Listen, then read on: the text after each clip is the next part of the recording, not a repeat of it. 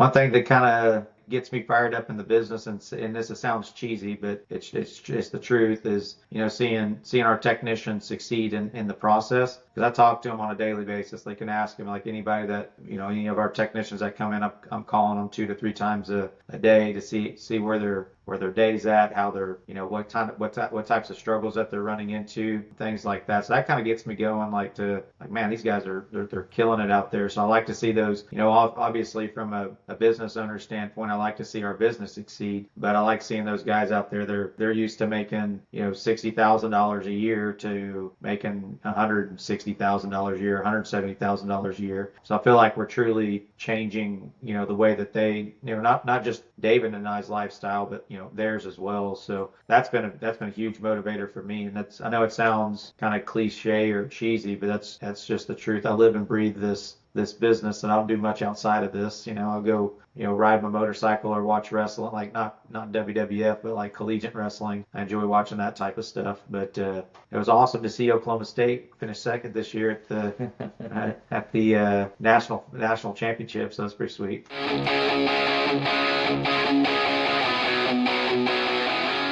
This episode is brought to you by Pierre Tax and Accounting, led by CPA Eric Pierre, a seasoned accounting and tax expert with years of experience helping individuals and businesses navigate complex financial landscapes. Whether you need personal tax planning, business tax strategy, bookkeeping, or financial planning support, Eric and his team are committed to helping you protect and grow your financial future with clarity and confidence. To get expert guidance you can trust, check out Pierre Tax and Accounting at pierreaccounting.com. This episode is brought to you by my friend Silas Lagoy over at ForgeMark Wealth. If you're a high-income business owner or professional and feel like you're getting crushed by taxes, you're not alone. And more importantly, you're not stuck. ForgeMark Wealth specializes in advanced legal tax strategies and wealth planning designed to help you keep more of what you make, grow it efficiently, and actually build long-term freedom, not just income. If you're making serious money but don't have a real strategy behind it yet, I highly recommend connecting with Silas and his team.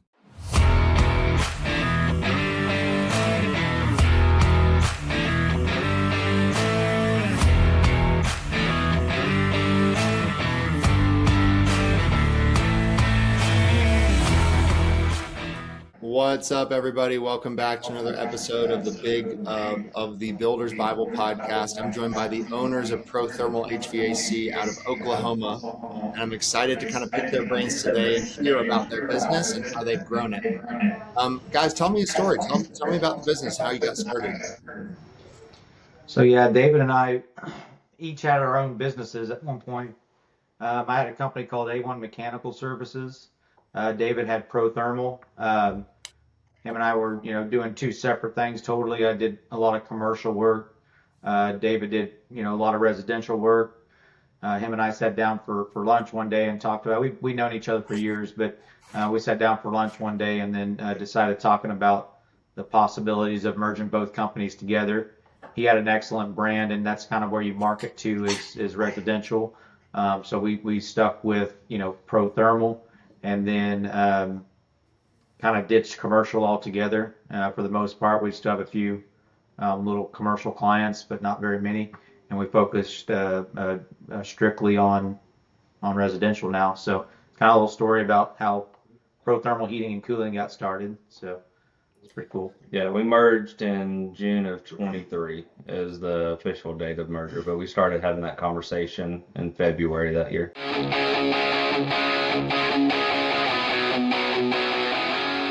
What's up, everybody? This episode is sponsored by ExitWise. If you're a business owner thinking about selling your company, whether that's now or years down the road, you need to know what your business is actually worth and how to maximize that exit.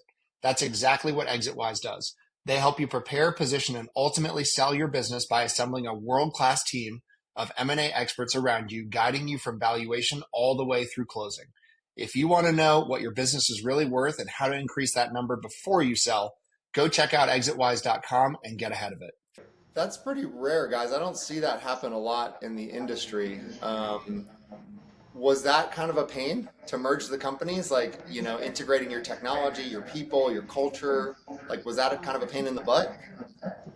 It was a challenge at first, and then getting everything over into one software and just merging the technicians and crews and getting everybody on the same page on process and just general operation stuff. It was a little bit challenging, but like Paul said, we've known each other for a couple years previous to or several years, I guess, previous to the merger. Actually, when Paul started his business, he had reached out to me and asked if I wanted to kind of do the thing with him, and I was like, "Nah, I really don't want to build a commercial company." And that was Paul's focus, was building the commercial in the commercial side of the industry, because that was his background. That was my background as well. I was just tired of dealing with commercial clients and stuff. When you guys first sat down, what was the value prop? Was there like a complementary partnership? One of you guys more analytical, or was it purely like there's some strategy in aligning our companies? Yeah, I think we kind of figured that out along the way because, I was completely burned out with doing my company, to be honest, when we merged. And so when we did, my whole goal, when we did merge companies was just to get help, because I was doing everything and David was too.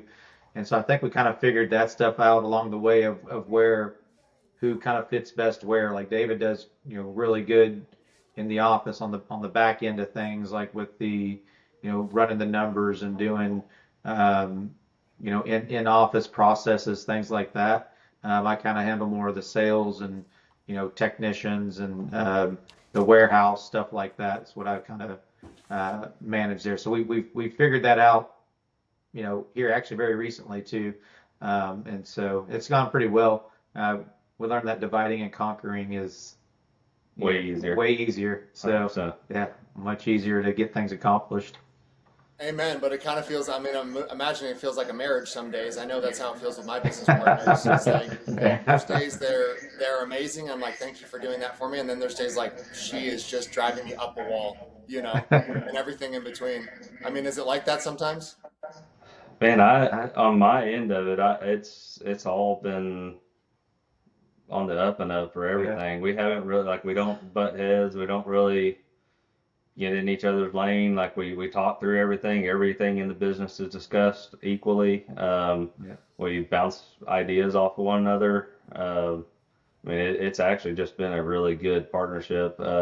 It's rare that I think that you would find that two people with maybe two different, slightly different originating views of what they were wanting to build, be able to come together and it just be as seamless as it has been. I don't know that we've had a tough spot that we've had to go through in the business since we've done the merger. We're both very coachable too, so we're always willing to listen, and Paul has great ideas, and I listen to those and we implement them, and then I have great ideas and Paul listens and we implement them, and so it's very balanced, I guess.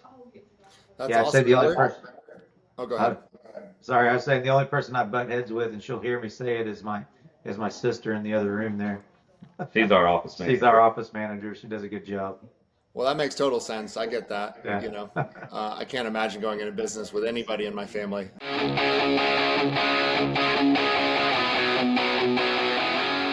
This episode is brought to you by 10X Nerds. If you're a business owner doing real revenue, there's a good chance you're overpaying in areas you haven't even looked at. Things like credit card processing, insurance, telecom, and more. 10X Nerds comes in, audits your expenses across 30 plus categories, and finds immediate savings. And here's the kicker. They only get paid if they save you money. It's a complete no-brainer. If you want to keep more of what you make, go check them out at 10xnerds.com. This episode is brought to you by Rakowski Law Firm. If you're a business owner or have built a level of wealth, but you don't have your estate plan dialed in, you're exposed. Rakowski Law Firm helps families and business owners protect their assets, avoid probate, and make sure everything transfers exactly how it should. This isn't just paperwork. It's a real strategy to protect your legacy. If you haven't looked at your plan in a while or don't have one, go to rakowskilawfirm.com. So where are you guys at right now in terms of overall sales or revenue or kind of the size and scope of the company? We just passed 4 million, trailing 12. We're in a very quick growth right now. I'm not sure if you're aware, we're partnered up with Rocket Group. They're Yes. Okay, yeah, that's how we got connected through Victor. I just had him on yesterday. That's awesome. yeah. We partnered with Rocket Group in September last year, and it's been a lot to implement, but we've also seen a lot of success. In 2024, we did 2.8, 2.7, almost 2.8 in 24. We ended the year at 3.3 last year. Our trailing 12 is 4 million. Our goal is to get 10 plus. We've set the goal for 12. We're already pacing at 7 to 8. We just got new trucks finally. That was the thing that was holding us back. We couldn't hire anybody because we couldn't get more trucks. In starting a business, and when you're in business, you have to personal guarantee everything, and the bank gets to a point it's like you guys are kind of maxed out, and so we're to the point where it was just hard getting more vehicles to hire more technicians. And one of the things that Rocket Group has done is help us get a national account thing set up with Enterprise for vehicle leasing, which has been huge. We just got our first 5 new vehicles in, placed an order for another one 2 days ago. We're going to have probably 2 more install vans by summer. And so we just recently did a rebrand. That was Rocket Group's recommendation. We had a good brand previously. It was the vans looked good, the customers liked it and stuff, but it didn't. We do very high-end work, and so our new brand kind of expresses that. It's very Tulsa. It's very. I don't know if you've seen the van wraps. I think Was Victor may that? have shared it. I'm starting to see a trend here. Was that Dan Antonelli with Kickstart Creative? It wasn't. It was another company that we had work on that. Actually, Mike Mueller, Victor's brother, and one of his vendors Nice. actually worked that out because we already had the idea. We weren't doing a name change. We were just doing basically a little bit of a logo redesign and on the side of our vans and our uniforms and stuff is the Tulsa Driller. The Tulsa Driller has been around since the late 40s, I think. It's just a staple to the Tulsa market, and it absolutely looks phenomenal. Like the vehicle wraps That's are awesome. just top notch. So Yeah. we're excited about it. That's where What our new colors and color schemes and all that stuff came from. What's going really well with your company right now, and what are some challenges you guys are facing? I think what's going well at the moment is just we're starting to build we've already had a pretty good culture of guys, but they're all really buying into the process. Like we literally just switched the way that they get compensated for their work. They all bought into that really well. And so I think the culture here that we're building is pretty good. That I'm excited about. And then man, I forgot what I was going to say there. Sorry about that. I do that often. I forgot what I was going to No, say. no, it So sounds like the culture and the merger is going really well, and you guys are on Yeah, a heater. Your production is like on an $8 million pace from 4 million. That's insane. That's awesome. yeah, Yeah. yeah, when he was talking about culture, like we're very particular about the guys we hire on. We don't just hire guys to put them in the truck. Like they have to Yeah. have very specific things or 3 things that before they walk in the door. I don't care how good of a technician you are. If you don't have good attitude, good character, and truly want to be a professional, Yeah. we can't use you. And so with the crews that we're building, our installs, I mean, a little bit partial here, but they're the best in Tulsa. I mean, but we're purposeful in it. We don't cut corners. We fix customers' problems. We address all the issues. We're just very, very detail oriented. Yeah. So, And what are some challenges you guys feel like you're facing right now? I think the only challenges we've really faced is, price increases have been tough. The transition from 410A, excuse me, 410A refrigerant to the R32 and the 454B. That was a little bit hectic when it first happened. Okay, so I'm not Those an were kind HVAC nerd. Can you pause a second and right. explain what the heck you just said? Oh, you're good. That's just the refrigerant. So we had to Okay, refrigerant change. Yeah. So yeah, that's the people refer to it as coolant or freon. yeah. And so that's just what goes inside the system to help with the cooling process. That's always very heavily regulated by like the EPA and everything like that. And so we ended up having to switch.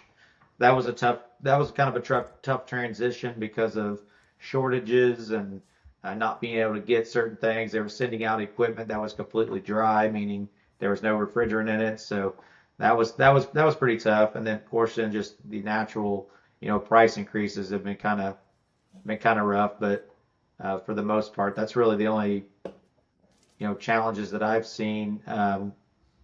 Hiring maybe because the talent pool is very good in Tulsa, but it's a high demand right now. So like we've got some good guys, but it's tough to get them in because all these other companies have swooped them up. We've got a great talent pool, but people haven't really put a huge emphasis on getting kids out of high school to go to tech schools and things like that. And so they've really just kind of preached to them going to college without really letting them know that, hey, you can make six figures going to a trade and not have any student debt. What do you So guys, that's a what little do you bit of a guys, challenge. what do you guys feel like you need the most right now? Like if someone was like, I have a solution for you, what would that thing be? Is it better recruiting? Is it better marketing? Is it better, because you attach yourself to the Rocket Group. They bring a whole service team and they bring systems and stuff. So what do you feel like is your greatest need right now? The recruiting side, like Paul stated, here in Oklahoma, the licensing requirements very strict, and so you can't just go find a really good communicator and just teach them how to work on the stuff and put them in a truck. An apprentice that hasn't gone to school has to spend 4 years in the industry before they can take their journeyman's license here in Oklahoma, and so it's very restrictive on bringing those young guys that didn't want to go to college, that are out there, that are good communicators, that are trustworthy, that have the characteristics that you're looking for. You have that conversation with them, and then it's like, well, it's 4 year process to get you to a license unless you go to school for it. If you go to a tech school, they drop that down to a year. But that's a big burden on our industry here in Oklahoma of getting new guys into the industry. So recruiting, and we're so picky. We did 5 interviews 2 weeks ago and didn't hire a single one of them, just because they just weren't a good fit for the business for one reason or the other. So we're we hold a very, very high standard for our company and for our technicians and for our customers, and we want to make sure we meet that and not put the wrong people in the wrong places, and damage that quality of service that we provide. Let's talk about AI for a sec. How are you guys integrating AI into your everyday business? I only use AI to like ChatGPT. I use it to create different things. Like I did an SOP the other day for our warehouse guy. I use it to correct my spelling. I do that quite often. So I use it. That's really the only AI that I particularly use. Just trying to. Well, we do a radio show. That's a good example. We do a radio show every Saturday at noon. Yeah, it's just a local station here in Tulsa, and I use that a lot. So I'll type in there what I'm wanting to talk about on the show. I'll say, hey, this is the topics I want to talk about. This is this is how I want it to sound, that type of stuff, and I'll let it spit out a nice little script for me, and it's something I just mainly follow, and that's really all I'm using it for though currently. Yeah, and on Service Titan has a new feature for the technicians, like whenever they're writing up their summaries and stuff, Yeah. it'll autocorrect on that side of it. As far as integrating AI into the business, there's not really any point in the business that we're using it yet. We've demoed a couple different AI services for like potential after hours, call Receptionists. taking, scheduling, Yep. stuff like that, but um, you can't beat a person on the phone, you know. Um, uh, Oklahoma's probably one of the more traditional states out there in sense of the population, and they just like having that conversation with a person opposed to dealing with a robot on the other side. I'm personally the same way. If I call and get AI and I know it's AI, I'm constantly just pushing zero until I get to an actual operator that I can talk to and have a Yep. conversation with. And so Yep. um, the I think there's probably some AI platforms out there that are very useful, that would be, like, um, there's an AI app out that will help critique the sales process for technicians and stuff. Yeah. I think that's probably would be good to have in some form or the other, just so that they get that direct feedback from those live recordings, to help, kind of fine tune those conversations that they're having with the customer. Um, but it's not something that we've currently implemented. Yeah, that's that. What he was saying on that deal, I use that feature. I forgot all about that. We're part of Jeremy Miner's training, Oh, you are? like Inner Yeah. Circle and everything. So it's really helpful. So if anybody hears that, it's changed the way I sell 100%. But he has a deal. It's called Seventh AI. That's really good. You can go into a home and you actually can set it up to where it'll record your whole sales process, and then critique it at the end and tell you what you did right, what you didn't do right, those type of things. I'd like to get the technician set up on it eventually, but it's kind of a little bit of a process to do that. What is one thing that we haven't talked about today that gets you guys fired up? It could be a way you lead your business. It could be, something about your company. It could be a sports take no one shares. What's one thing we haven't talked about today? Hmm. One thing that kind of like gets me fired up in the business, and this sounds cheesy, but it's just the truth is, seeing our technicians succeed in the process. Because I talk to them on a daily basis. They can ask them like anybody that, any of our technicians that come in, I'm calling them 2 to 3 times a day to see where their day's at, how they're, what types of struggles that they're running into, things like that. So that kind of gets me going, like, man, these guys they're killing it out there. So I like to see those, obviously from a business owner standpoint, I like to see our business succeed, but I like seeing those guys out there.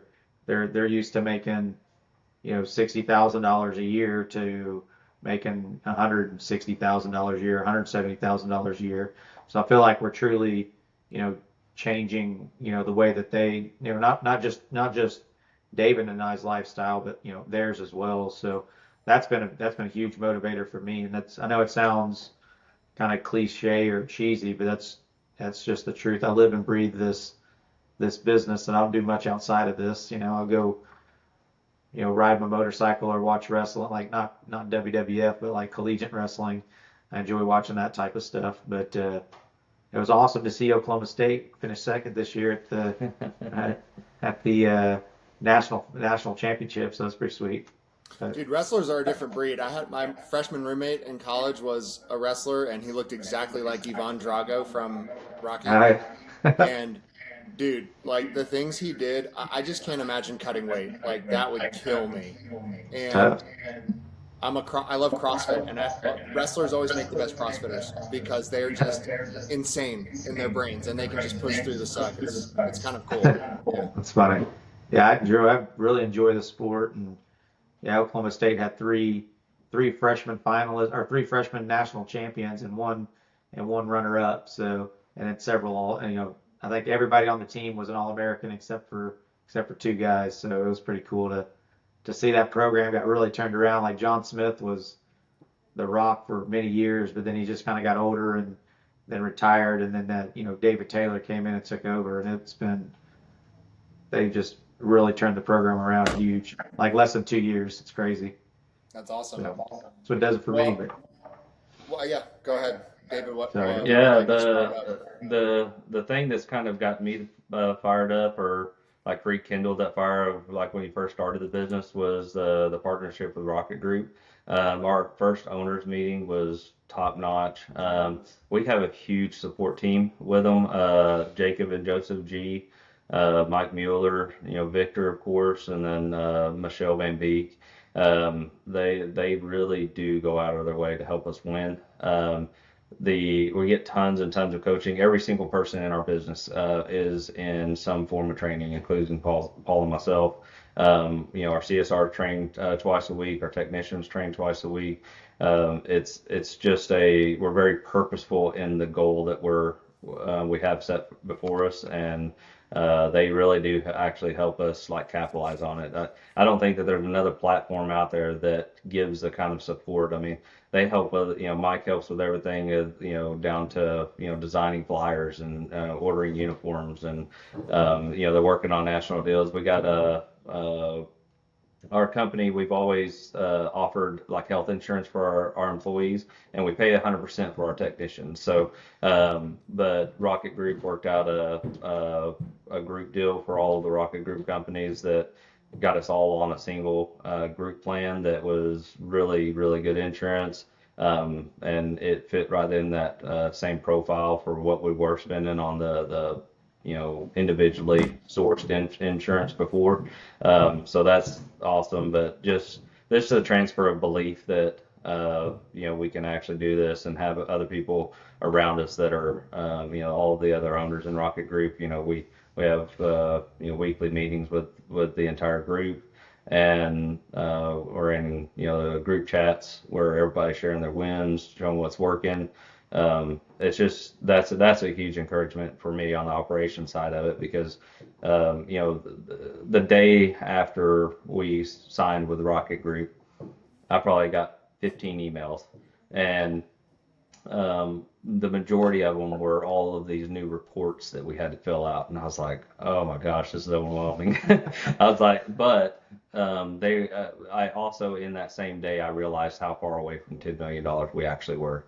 It didn't matter how well we could serve, and the quality of work that we were doing at the time. Scaling a business, especially at a very fast rate, is very purposeful. There's things that have to be done. It has to be strategic.